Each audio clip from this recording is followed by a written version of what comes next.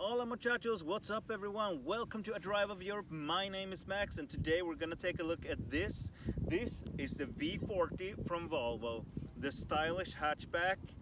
But I have a very serious question.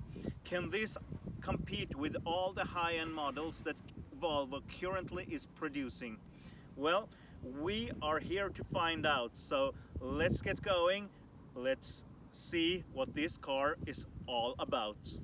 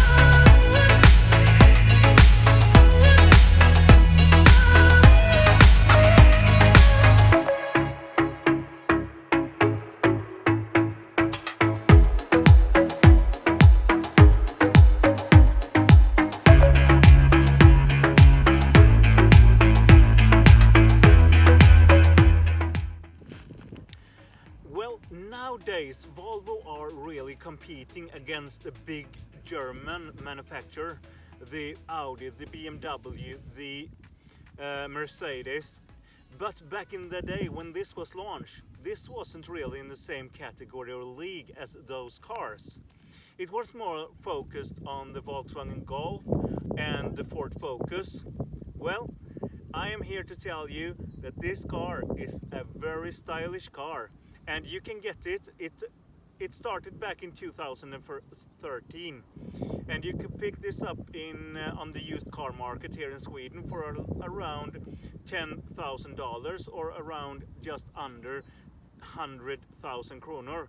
Or you can buy a new one still for roughly around $25,000 or 250,000 kronor. Well, of course, with a lot of options, this can really skyrocket it when it comes to price. Okay, so back in 2016, Volvo hadn't even launched their XC90, which was hugely successful and very good. I did a review about that car a couple of weeks ago, so check that video out if you want to. This car got the facelift back in 2016, got the Thor's headlights. It was really good looking. This Thor headlights also works as an indicator. On the outside it was really good looking and very sporty. Sporty enough to get the Polestar Performance Kit, which upgrades shocks, wheels and have a higher tune. With the T5 you get north of 250 horsepower sent to the front wheels only. And it is very expensive, but dang, it's good looking.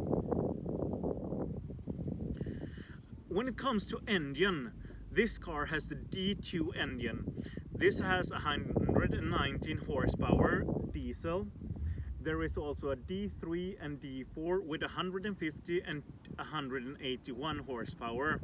If you want petrol, that's okay. There is a T2, a T3, a T4 and a T5. So the T2, 120 horsepower, 150, 181, and the T5 is the top ranging with 255 horsepower. There is no all-wheel drive to this car. This is front-wheel drive only. But if you want all-wheel drive, you have to step up to the V40 cross country. That's the more raised up, a bit rugged V40. Okay, so inside is the biggest difference between Volvo owned by Ford and now the all Volvo owned by Geely. They have stepped up the game quite a lot, and this center console starts to look a bit dated. Although I kind of like it. It's kind of sporty, it's kind of small, it's kind of neat, and it is kind of simple. Although all the numbers like 1 to 9 and stuff like that, I don't even use that. I don't even remember my own phone number, let alone someone I'm gonna dial. So that's a big difference. Well, to talk a little bit about the infotainment system, well, perhaps it is a bit dated, but it's still good. It's easy to use, it's simple, you got everything where it's supposed to be. The button on the center console, easy, although a bit much. The infotainment system, well, also good. And the driver's display, well, you got 3 options. The first one is elegant, and the second one eco, and the third one is the more sporty one. Steering wheel feels nice, easy. Got a couple of buttons for reverse track, go forward, volume, and the cruise control on the left side.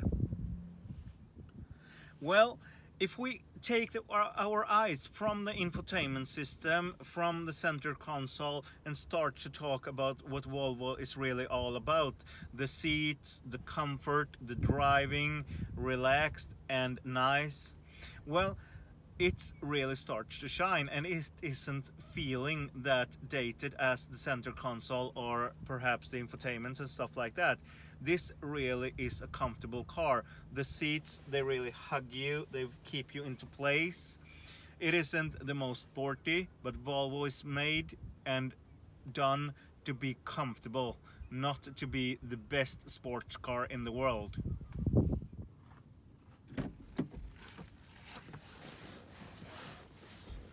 Well, coming to the back seat, there is really some mixed feelings. There are some bad news. Let me tell you about those first, and let me go to the good news later.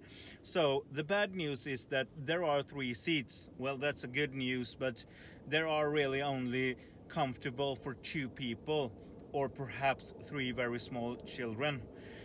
However, the good news is that Volvo has made something very clever. They moved the outer seats on the left and right, tilted it a bit inwards, which gives you a really good and nice view out, and you don't have like the front seat in your face, and that's a really good thing for being 4 adults in the back. When it comes to knee room, well, this is set up for my driving position. It's kind of good. Headroom, well, not the most I've seen, but about this much. So trade-off, you got a really good comfortable seat for 2 people.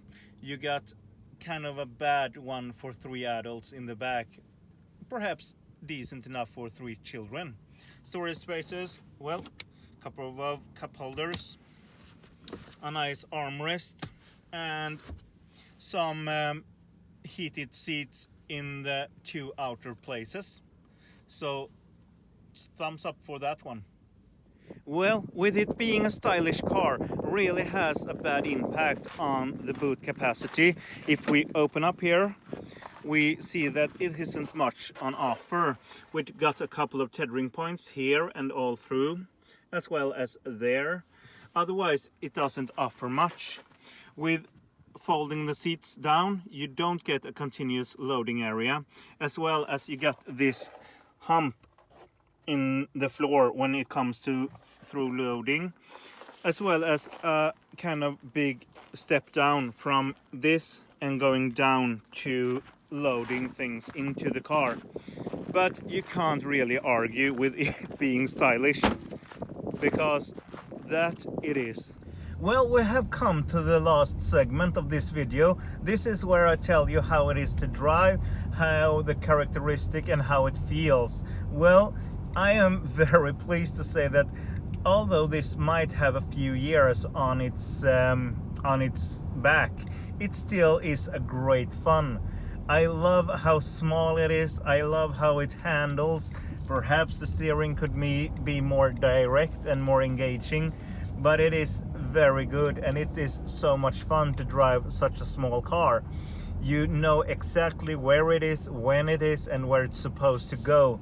And if you do put it into sport mode with that automatic gearbox, this is a great deal of fun. It keeps the revs high, it has a lot of punch to it, even though this is the lesser of the engines, the D2, with only 120 horsepower or just there off. This is a great fun. So with that said, I really hope you enjoy this video, because I have enjoyed driving this car. And if you do want to drive one of these cars, it is quite simple. Just go and perhaps pick up a car like this Sunfleet car. It is a great deal of fun to just go out and drive different cars. I'm of course gonna do more of these reviews in the future. So if you like this video, please give it a thumbs up. If you do want to see more of this content, please do subscribe, because it helps me a lot. If you perhaps would recommend us to some of your friends, please do. We are always interested in having more viewers. So with that said, I hope to see you in the next one.